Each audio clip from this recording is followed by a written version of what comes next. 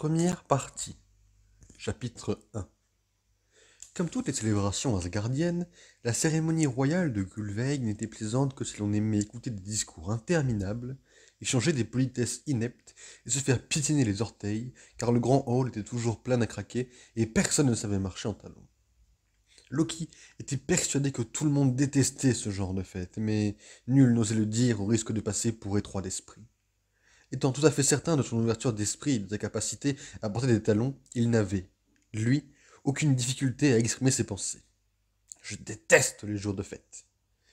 Debout à côté de lui, dans la rangée réservée à la famille royale, Thor ne se départit pas du fin sourire diplomatique qu'il avait tant travaillé pour ce type d'occasion officielle. Il avait juste eu une hésitation quand Loki lui avait fait remarquer que lorsque sourire autant était le meilleur moyen de montrer qu'il y avait quelque chose de coincé entre les dents.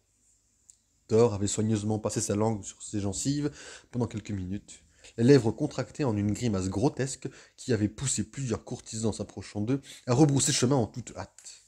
Puis, il s'était rendu compte qu'il n'avait absolument rien entre les dents.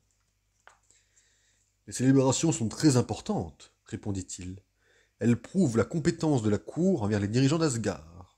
La confiance de la cour, me corrigea Loki. Thor continua de sourire imperturbablement, mais il fronça les sourcils. « Quoi ? J'ai retenu la même citation que toi, » expliqua Loki. « C'est confiance. »« Qu'est-ce que j'ai dit ? Peu importe. » Loki tempéra son propre sourire, un peu trop enthousiaste, et haussa la voix afin que son frère puisse l'entendre en dépit de l'orchestre qui jouait un air entraînant. « Tu as été parfait. » Thor ajusta son diadème, que la sueur perlant à son front faisait glisser. Loki en avait également reçu un en cadeau, un bel objet en argent tressé, incrusté de petites pierres précieuses que sa mère avait choisies pour lui. Mais, bien qu'il aimât par-dessus tout briller de mille feux, il avait décidé de ne pas le porter, de peur de gâcher sa tenue à la fois sobre et sophistiquée. Il n'était pas obligé d'apprécier ses festivités, mais il pouvait au moins s'apprêter correctement. Ses bottes lui donnaient envie de parader tout le long du hall.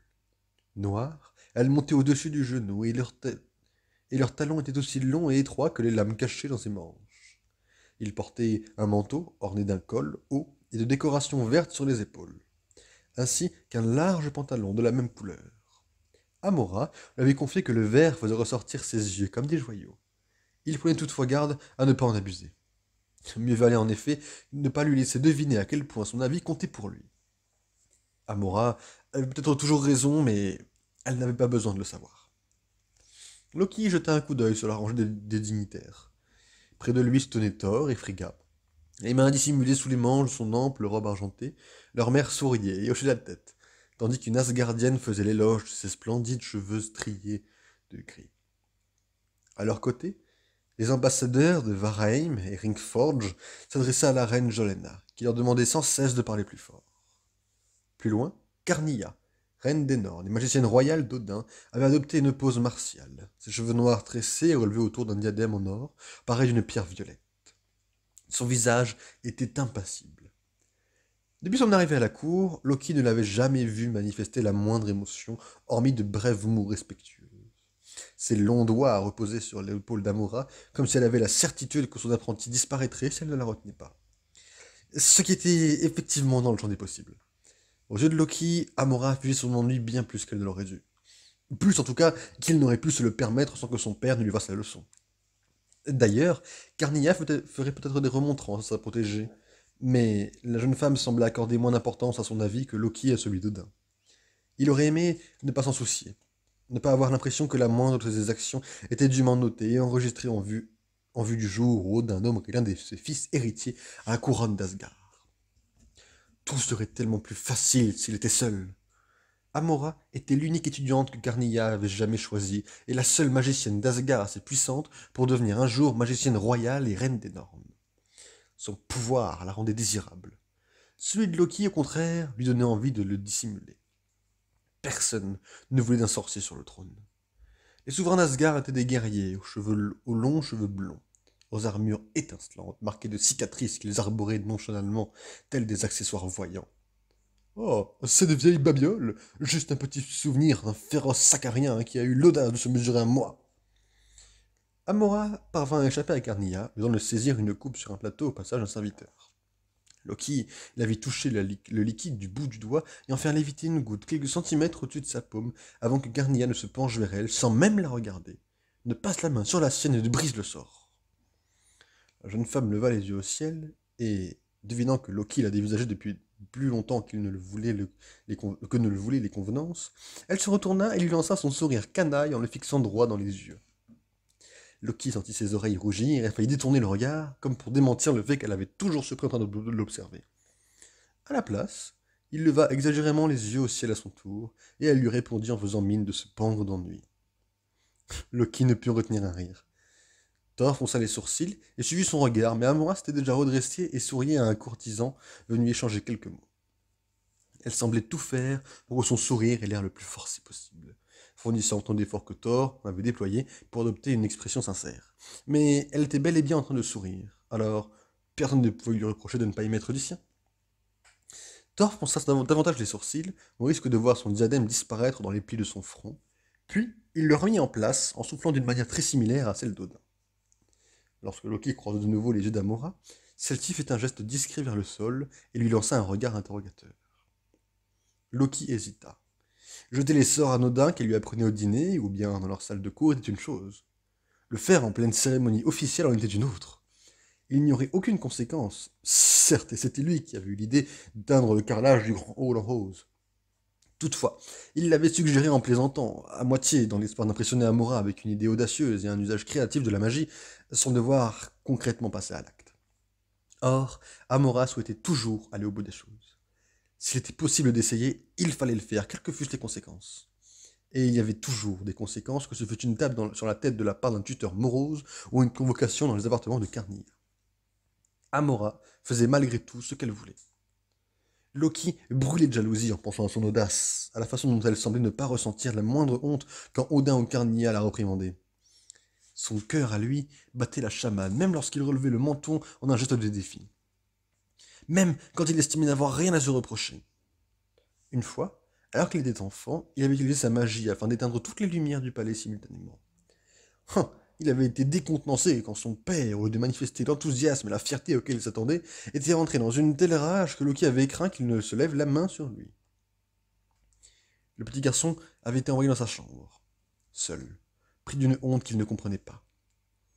Sa mère avait fini par le rejoindre pour lui expliquer qu'il valait mieux qu'il n'utilise pas la magie qu'il sentait vibrer dans ses os, mais plutôt à devenir un guerrier comme son frère. Cela valait mieux pour son avenir, avait-elle insisté. Elle lui avait parlé gentiment. Sa mère parlait toujours gentiment. Mais le moindre de ses sorts était depuis teinté de l'humiliation ressentie à ce jour-là. À vrai dire, il n'avait pas tant jeté de sorts avant l'arrivée d'Amora à la cour. Il s'était efforcé de devenir un guerrier, de courir plus vite, de s'entraîner plus durement, d'encaisser les coups sans céder le moindre pouce de terrain. Tout ce que Thor semblait faire naturellement. Toutes ces aptitudes que l'on attendait d'un futur roi d'Asgard. Le seul talent de Loki semblait être de transformer l'hydromel dans la coupe de son frère en limace lorsque celui-ci commençait à boire, puis de le retransformer en hydromel dès qu'il le recrochait. Ce n'était pas la meilleure stratégie pour gérer ses émotions, mais c'était SA stratégie. C'était d'ailleurs le coup de limace qui avait attiré l'attention d'Amora. Lorsque Thor avait recraché de l'hydromel partout sur la table, Odin l'avait réprimandé pour ses mauvaises manières en présence de leur invité, la reine des Nornes, Carnia, et son apprenti, Amora, qui passaient leur première nuit au palais. Tandis que Thor insistait, répétant qu'il avait des limaces dans sa coupe, il y avait eu des limaces, il était certain qu'il y avait eu des limaces. Le regard de Loki s'était porté, sans qu'il ne sût pourquoi, vers Amora, assise de l'autre côté de la table, pour découvrir qu'elle avait déjà les yeux posés sur lui. Les coins de ses lèvres s'étaient tirés en un sourire de part et d'autre de sa fourchette, mais elle avait aussitôt détourné le regard, et Loki avait recommencé à fixer son ragoût.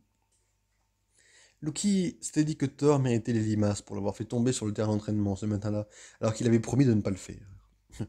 Une promesse vite oubliée dès qu'il avait réalisé que Sif était parmi les spectateurs. Ce n'était pas du tout parce qu'Amora était magicienne, la première que Loki rencontrait en dehors de sa mère, qui n'utilisait que des sorts discrets et parfaitement sous contrôle. De la magie pour salon de thé, avait-elle commencé à se dire. Frigga avait toujours tout fait pour dissimuler ses pouvoirs et encourager Loki à en faire autant. Mais Amora, elle, avait le droit de déployer sa magie dans le cadre de son apprentissage à la cour. Ce n'est pas non plus parce qu'elle portait ses cheveux d'or en une longue natte enroulée autour de sa tête, tel un nid de serpent encore sinueux, et pas davantage à cause des traits énigmatiques de son visage ou de son sourire canaille. Oh, tu t'attendais à quoi? avait-il maugré, tout en se tapotant un morceau de viande du bout de sa cuillère et en le regardant remonter à la surface de son ragoût. À ce qu'elle saute de joie en découvrant un autre image à Asgard. Un magicien qui n'avait jamais appris à contrôler ses pouvoirs, qui lui échappait sous la forme de piètres et ses maladroits qu'il peinait à maîtriser. Le coup des limaces avait été une bonne idée néanmoins. Son regard avait à nouveau glissé vers elle, mais ses yeux sombres, d'un noir profond hormis quelques veines émeraudes parsemant ses iris comme des éclairs en plein orage, étaient posés sur Carnilla. La magicienne royale et Odin évoquaient la formation qu'elle recevrait à la cour avant la fête de Gulveig, afin qu'elle se prépare à devenir un jour le bras droit de l'un des fils du roi. Loki s'était, une fois de plus, senti mal à l'aise et dénu d'importance, ne méritant pas l'attention de quelqu'un à qui il avait cru, un instant, ressembler. À la fin du repas, alors qu'il buvait son vin, il avait toutefois trouvé une petite limace tortillant mollement au fond de son verre. Il avait relevé les yeux, mais Amora était déjà parti, le laissant seul avec cette carte de visite peu ragoûtante. Pas mal, quoi des limaces, lui avait-elle lancé plus tard dans la bibliothèque du palais.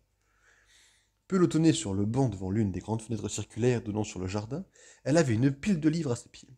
Autant de volumes qui, il en était certain, avaient été choisis pour des raisons purement esthétiques. Mais si tu attendais qu'il avale pour changer l'hydromel en limace, il est bien plus horrible d'ingurgiter une telle horreur que de cracher de l'hydromel partout sur la table, ne crois-tu pas? Loki n'y avait pas pensé. En outre, il n'était pas sûr de contrôler suffisamment ses pouvoirs magiques pour lancer un sort avec une telle précision.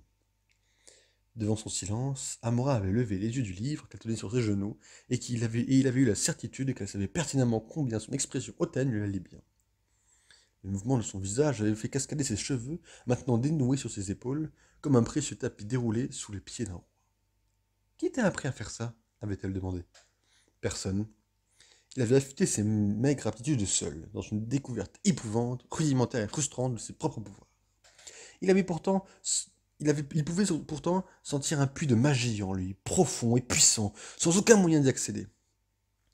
J'ignorais que le fils d'Odin était un sorcier. Il y a une bonne raison à cela. Il avait été tenté de s'asseoir à côté d'elle, mais cela lui avait semblé présomptueux. Comment oser se croire assez intéressant pour qu'elle souhaite passer du temps avec lui? Il avait donc décidé de s'appuyer nonchalantment contre l'une des étagères pour réaliser à mi-mouvement que ladite étagère était bien plus loin qu'il ne le pensait. Les Asgardiens refusent que leurs princes soient des magiciens. Ils n'accordent aucune valeur à ce genre de pouvoir. Amora l'avait dévisagé un instant, puis avait plié le coin de sa page avant de refermer le livre.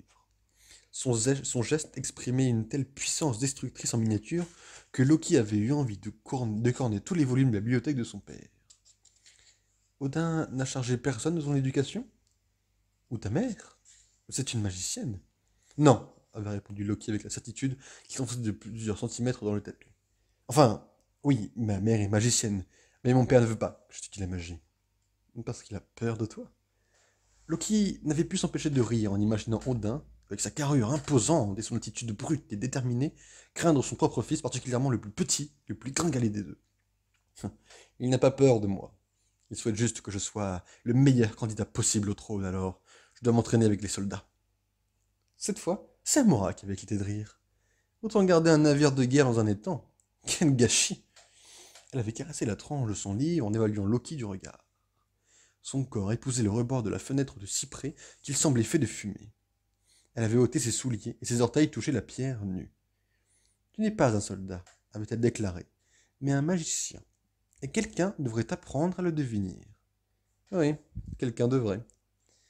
Le sourire d'Amora lui avait rappelé une dague que l'on retire lentement de son fourreau. Le dangereux frôlement du métal dans l'instant de silence précédant l'attaque. Puis, elle avait rouvert son livre et il avait senti son cœur se serrer. Il avait été trop opaque, impénétrable, effroi, tout ce que son frère n'était pas, tout ce que ses tuteurs lui avaient dit de ne pas être, tout ce que les autres guerriers à l'entraînement tournaient en dérision. Pourtant, Amora avait retiré ses pieds de la place à côté d'elle et demandé: Alors, tu t'assieds? Et il s'était assis. Des mois s'étaient écoulés depuis. Des mois au cours desquels Loki et Amora avaient formé un duo inséparable qui faisait chuchoter les serviteurs et suscitait la désapprobation des courtisans. Debout, dans le hall en ce jour de fête, il sentait leurs regards les pieds, chacun essayant de discerner l'influence que son amitié avec l'entité l'apprenti de Carnia avait sur lui. Au bout de la salle, les bougies des chandeliers en forme de bateau tremblotaient, leur lumière éclairant les lambris dorés à la feuille. Le plafond, lui, avait toujours évoqué un instrument de musique, soigneusement arrondi, aux endroits appropriés pour amplifier le son et rendre le moindre rassemblement plus impressionnant. Loki jeta un coup d'œil au carrelage noir, sur lequel des veines dorées représentaient les longues racines d'Yggdrasil, l'arbre situé au pied du grand escalier. Quand il croisa de nouveau le regard d'Amora, elle papillonna des yeux de manière exagérée et unit ses mains en un geste de supplication. Il sut alors qu'il mettrait le feu au palais et se jetterait nu dans les flammes si elle lui demandait. « Qu'est-ce que tu manigances » intervint Thor. « Moi » rétorqua Loki en arborant son plus beau sourire afin de dissuader un courtisan en train d'approcher d'eux. « Je ne manigance jamais. »« S'il te plaît, » grogna Thor. « S'il te plaît quoi ? Manigance, s'il te plaît ?» Thor lui écrasa Désolé. Thor lui écrasa le pied du talon, et Loki pinça les lèvres pour retenir un couinement de douleur. Fais attention, je tiens plus à ses bottes qu'à toi. Thor lança un nouveau regard à Amora, qui avait repris une expression excessivement innocente. Il n'avait pas sympathisé avec elle comme elle l'avait fait avec son frère. Il s'était joint à quelques-unes de leur escapade dans le palais, mais toujours entré dans les pieds, en vérifiant que personne ne les voyait, et en répétant « Je ne pense pas que nous devrions faire ça », au point qu'Amora avait suggéré de lui faire payer une amende à chaque fois. Il avait fini par ne plus venir, ce qui convenait très bien à Loki. Il ne voulait pas partager Amora avec son frère. Il ne voulait la partager avec personne. Elle était tout à lui, comme jamais personne ne l'avait été. Comme jamais personne n'avait voulu l'être. Et il était plaisant de voir Thor rester en dehors de la conversation pour une fois. Thor n'avait jamais exprimé clairement son avis sur Amora. Personne ne le faisait. Tous se contentaient de chuchoter dans son dos, comme s'ils avaient toujours chuchoté dans celui de Loki. Elle était trop imprévisible, trop puissante. Elle n'aurait jamais dû être autorisée à quitter Nornheim, même si le roi et sa magicienne pensaient que la bienséance et la rigueur de la cour royale pourraient tempérer son fort caractère. Soudain, un puissant gong résonna 3 fois dans le vaste hall. Les musiques s'interrompirent, les courtisans se turent. Puis, tous se tournèrent vers le sommet du grand escalier. Loki pivota sur lui-même, de concert avec les plus hautes personnalités de la cour à ses côtés, et leva le visage vers Odin, vêtu de sa tenue de cérémonie, d'un rouge profond, sa lance Gungnir à la main. Sa barbe était décorée de fils d'or, et son front orné d'un diadème semblable à celui de Thor. Loki eut un regret. Peut-être aurait-il dû porter le sien, finalement, même s'il n'était pas avec sa tenue. « Asgardien !» s'écria Odin, sa voix résonnant dans le hall. Amis, visiteurs, éminents invités des 9 royaumes, vous nous honorez par votre présence à la fête sacrée de Gullveig. Loki avait entendu l'une ou l'autre version de ce discours à chaque cérémonie depuis son enfance. Le nombre de guerriers héroïques auxquels Asgard rendait hommage par un jour de fête était impressionnant. Si la nourriture était toujours bonne, ça ne valait guère la peine de rester debout, aligné avec les autres, à recevoir les compliments des courtisans et à endurer l'ennui de discours paternels sur le beau blond au biceps prédominant, mu par une soif insatiable pour le sang des ennemis d'Asgard, à l'honneur ce jour-là. La fête de Gullveig, toutefois, était très différente. Aujourd'hui, poursuivit Odin, en portant un doigt au bandeau couvrant son arme droite, nous célébrons le roi guerrier qui, il y a 100 siècles, a maîtrisé les coulées de givre de Niflheim lors du siège de Muspelheim et y a forgé le mireuil des dieux. Le mireuil a été sorti de la salle des trésors, et grâce au pouvoir de notre magicienne royale de Nornheim, il nous accordera une vision de la décennie à venir et des dangers contre lesquels Asgard devra se préparer. C'est ainsi que nous protégerons notre royaume des menaces des 9 royaumes et même du Ragnarok. Le miroir n'offre ni réponse, ni certitude. Son œil ne s'ouvre qu'une journée par décennie, mais ce sont ses visions qui ont préservé la puissance d'Asgard durant des siècles. Après le rituel, je m'entretiendrai avec mes généraux et mes conseillers afin de définir les meilleures stratégies pour assurer la prospérité de notre peuple. Loki avait déjà appris tout cela de ses tuteurs d'histoire avant la cérémonie. C'était la première fois qu'il voyait Odin présenter le Mureuil et faire venir Karnia à la cour pour qu'elle en utilise le pouvoir. Il se hissa sur la pointe des pieds pour mieux voir, tandis que 2 soldats, Einherjar, écartaient le rideau derrière le roi. Le mireuil des dieux était une paroi d'obsidienne, noire et chatoyante. Un carré monté dans un fin cadre d'or décoré de runes. Loki l'avait déjà vu lorsque son père les avait amenés, Thor et lui, dans la salle des trésors. Il leur avait parlé du pouvoir de chaque objet qui était conservé, il leur avait expliqué tout ce qu'il y avait fait pour protéger son peuple. Mais là, loin des murs sombres et des lumières blafardes, des souterrains, loin de tous les artefacts qu'Odin avait amassés en vue d'empêcher la fin du monde, le Mireuil semblait plus imposant, plus puissant. Il tenait debout, sans rien pour le soutenir. Le grand hall, déjà muet, sombra dans un silence absolu. Carnilla monta les escaliers, puis Odin lui tendit la main et ils s'approchèrent ensemble du miroir. Il s'arrêta devant, tandis qu'elle passait de l'autre côté et posait ses paumes sur la surface lisse. Odin tendit Gungnir à l'un des Zenrendjar et se tourna de nouveau vers son peuple, les bras levés. Ah, 10 ans de paix et de prospérité de plus pour notre grand royaume! Loki sentit quelque chose lui frôler le coude et soudain, la voix d'Amora chuta à ses oreilles.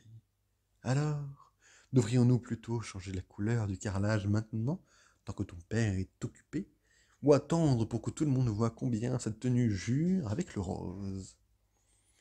La réponse de Loki fut interrompue par un crépitement d'énergie au sommet des escaliers. Il sentit les poils de sa nuque se hérisser.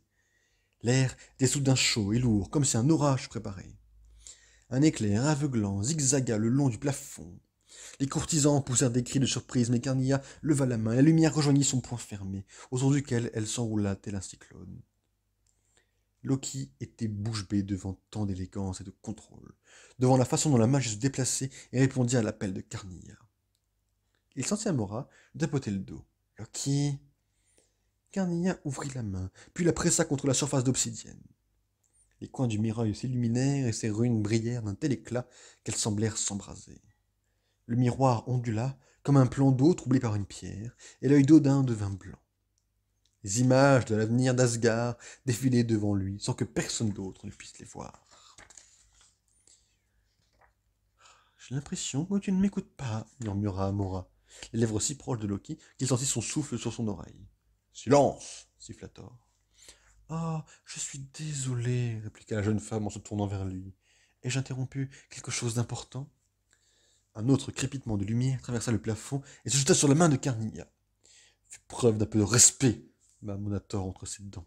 « Qu'est-ce qu'il y a d'irrespectueux dans mes paroles? Le simple fait que tu parles pour commencer. » Loki sentit une main se poser doucement sur son épaule. Les yeux toujours rivés vers Odin, sa mère se glissa entre Amora et lui. « Il suffit, » ordonna-t-elle d'une voix posée. Loki voulut protester, souligner qu'il avait été le seul à ne pas parler durant cette importante cérémonie, mais Frigga serra délicatement les doigts et il ravala ses paroles. Un nouvel éclair, différent des précédents, s'élança de la paume de Carnilla vers le Mireuil. Loki perçut un changement dans l'air, un glissement de la magie qui le fit frissonner. Sa mère dut le sentir aussi, car ses doigts furent secoués d'un spasme. Odin fit brusquement un pas en arrière, la paume levée comme s'il essayait de repousser quelque chose, et un cri s'échappa de ses lèvres. Carnilla s'immobilisa, la main encore entourée de filaments de lumière blanche. Puis Odin s'arracha du miroir pour rompre le sort. La magie abandonna son œil, laissant apparaître son iris noir, envahi par la panique. Il trébucha et se rattrapa à la rambarde. Toute la cour poussa une exclamation. L'un des Zenrendjar lui tendit la main, mais le roi la repoussa, saisit sa lance et descendit rapidement les marches. Carnilla laissa le sort s'éteindre au bout de ses doigts, toute lumière disparut, puis elle contourna le Mireuil et s'élança derrière Odin. « Poursuivez la fête !» ordonna le roi au capitaine qui l'attendait au garde-à-vous en bas de l'escalier. « Je ne m'absenterai pas longtemps. » Il eut une pause et son œil se posa sur Thor, puis sur Loki, dans un regard si lourd et éloquent que Loki en eut la chair de poule. Quelle qu'ait été la vision, il fut certain de manière inexplicable que son frère et lui en faisaient partie. Odin passa la main dans sa barbe, puis il fit signe à Frigga. « Ma reine !» Loki sentit sa mère alléger son épaule, puis elle emboîta le pas à Odin et sortit du grand hall, suivi par Carnilla et les gardes du roi. Les portes se refermèrent derrière eux, et l'assemblée retrouva la parole, mais sur un ton aigu et inquiet. De part et d'autre de Loki, Amora et Thor gardaient le silence, les yeux tournés dans la direction qu'avait prise Odin. L'envie d'enchanter le carrelage pour qu'il change de couleur s'est évaporée. Non. À la place, Loki sentit une main glaciale lui broyer l'estomac. Il n'avait jamais vu une telle peur sur le visage de son père. À supposer que ce fût de la peur. L'expression d'Odin était si singulière qu'elle était impossible à identifier. Que s'est-il passé finit par demander Thor. Je crois, souligna Amora, que la vraie question est plutôt qu'a-t-il vu